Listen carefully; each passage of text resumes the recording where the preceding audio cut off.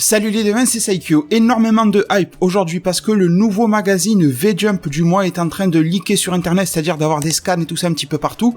Il y a même des images du chapitre 36 et tout ça, donc c'est une hype de fou sur Dragon Ball aujourd'hui. On se fait enchaîner de news et vous allez avoir quelques vidéos aujourd'hui de ma part sur différents sujets, vous allez voir, il y a des trucs de fou. Il y aura peut-être même un live ce soir pour en discuter ensemble, j'ai pas d'heure précise, mais peut-être aux alentours de 21h, 21h30, 22h, je sais pas, un truc comme ça, on verra bien. En tout cas, là, ce dont je viens vous parler, vous l'avez lu dans le titre, on a de nouveaux visuels concernant le film Dragon Ball Super 2018, avec de nouveaux personnages, des personnages connus mais que l'on n'avait jamais montrés dans les trailers ni dans les précédents visuels, qui sont cette fois-ci confirmés, et on nous les montre avec les nouveaux designs de Monsieur Shintani qui supervise tout ça, vous le savez je pense. À peu près tout le monde a parlé de ce fameux Monsieur Shintani. Pour Dragon Ball Super c'était Yamamuro, il a été écarté du projet du film et c'est Shintani qui le remplace, quelqu'un qui fait du travail de très grande qualité, même si Yamamuro est à respecter, parce que je vois que beaucoup de personnes lui crachent dessus sur Twitter et tout ça. Rappelez-vous à quel point Yamamuro vous a fait kiffer sur DBZ pour ne pas être vulgaire, à la fameuse époque où on était gosse et tout ça, donc faut quand même respecter ce qui a été fait par l'ancien. Il laisse sa place à un autre parce que bon, son travail est devenu de moins bonne qualité, c'est un fait, mais là regardez les visuels que nous avons de la part de Shintani. Bien sûr les sources ça sera en description, Yonkou Prod, Dragon Ball Super France, db-z.com, on mettra tout le monde dans la description. Et sur ce visuel, on a la confirmation de la date de sortie au Japon bien sûr, le 14 février 2018, et les visuels que vous voyez ici sont 100% nouveaux. Alors si vous vous posez des questions sur le texte, j'ai été voir sur internet, peut-être que ça va sortir plus tard, mais visiblement il n'y aurait rien de nouveau. Vous voyez tous les kanji en japonais, ils n'apporteraient pas grand chose de nouveau par rapport à ce qu'on sait déjà. En haut vous avez du Goku Super Saiyan de niveau 1 et du Vegeta Super Saiyan de niveau 1, confirmation que Vegeta est là-dedans. Ça me semble être tout à fait logique. S'il n'y avait pas Vegeta sur un film qui traite de l'origine du pouvoir des Saiyans, ça aurait été un gros manque de respect à l'œuvre Dragon Ball et à nous les fans de cette œuvre-là. Ça aurait été un vrai massacre de ne pas inclure Vegeta dedans. Surtout en sachant qu'il a été annoncé que l'histoire serait à la suite du tournoi du pouvoir. Cela n'exclut pas l'idée, comme ça a été dit dans une autre interview, que ça soit un film multicouche explorant le passé et le présent. L'histoire se base globalement à la suite du tournoi du pouvoir, donc va impacter le futur du tournoi du pouvoir, l'après-tournoi du pouvoir plutôt, mais rien n'empêche à ce que l'on ait des flashbacks dans le passé, avec des Saiyans que l'on ne connaît pas, ou d'autres que l'on connaît peut-être du passé, peu importe. Donc comme ça vous saisissez un petit peu les tenants et aboutissants du film.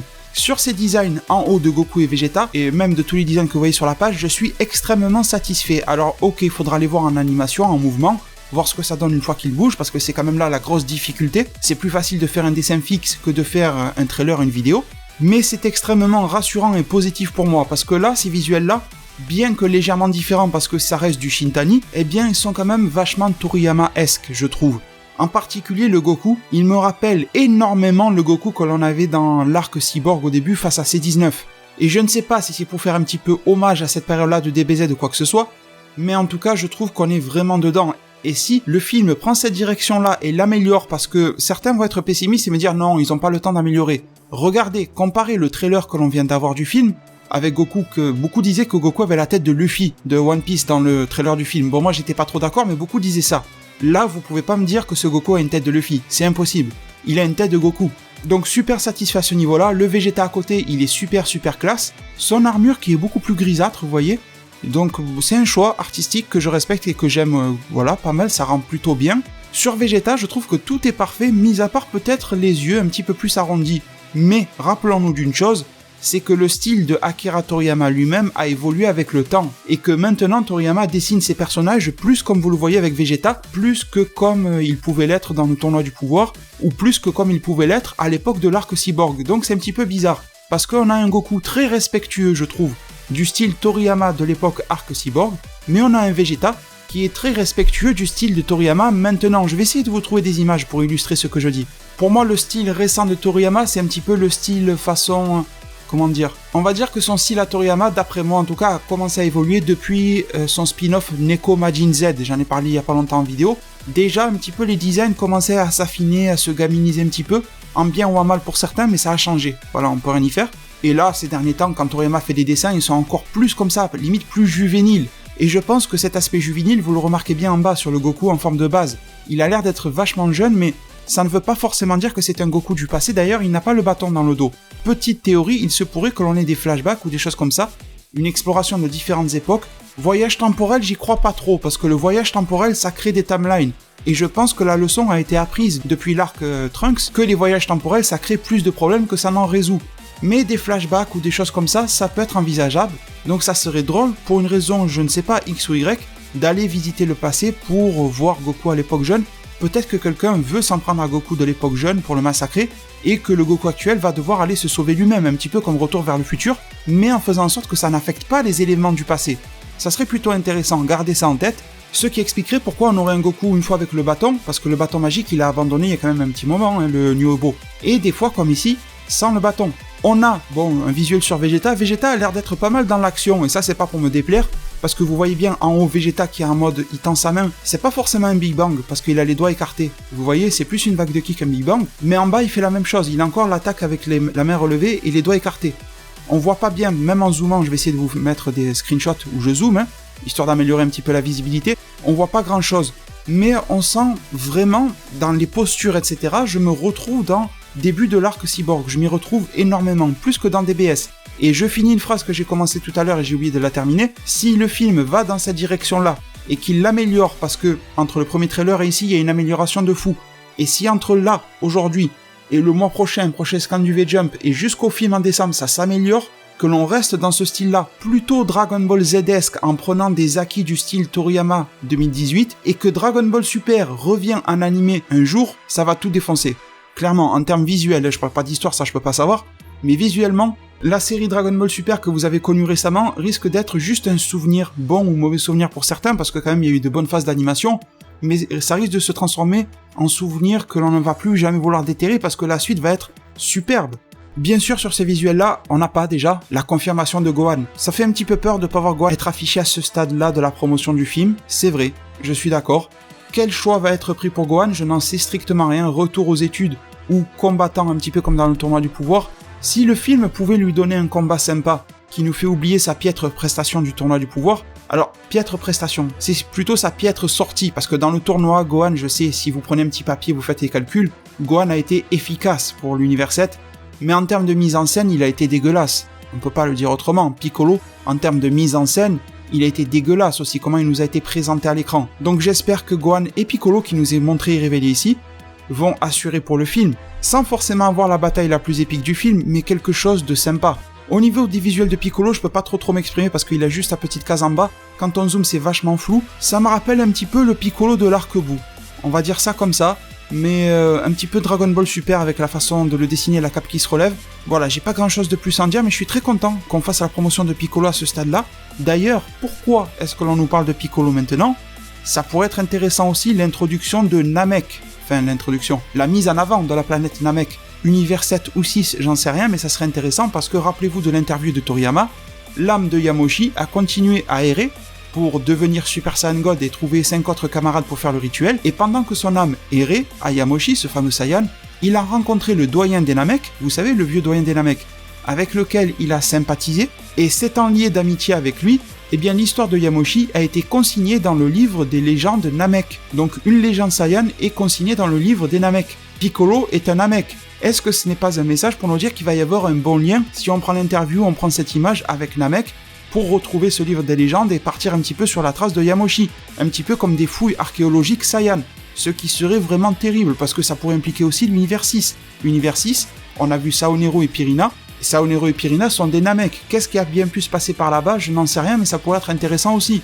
Dernière chose que ce scan nous révèle, Beerus et Whis. Beerus et Whis, je pense, mais pour Beerus, je suis sûr, se basant sur un artwork officiel de Dragon Ball Super, l'animé, de la part de Toriyama. Sauf que c'est dessiné façon style de Monsieur Shintani.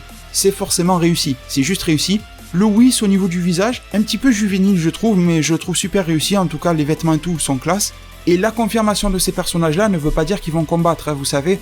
Souvent, les Whis et les Beerus, on nous trouve une excuse pour pas qu'ils se battent. Mais si ce film-là veut que je le garde dans mon cœur à tout jamais, s'ils font en sorte que Beerus se bat dans un combat qui est à sa hauteur, face, je sais pas moi, peut-être que le nouveau Saiyan est de niveau Beerus ou un truc comme ça, de niveau Jiren ou je sais pas quoi, et que Beerus se tape avec lui parce qu'il le trouve insolent ou je sais pas quel délire, et que l'on ait un combat de fou, Beerus face au nouveau Saiyan du trailer, pourquoi pas même avec Beerus qui perd et Goku qui va devoir sauver la mise, hein.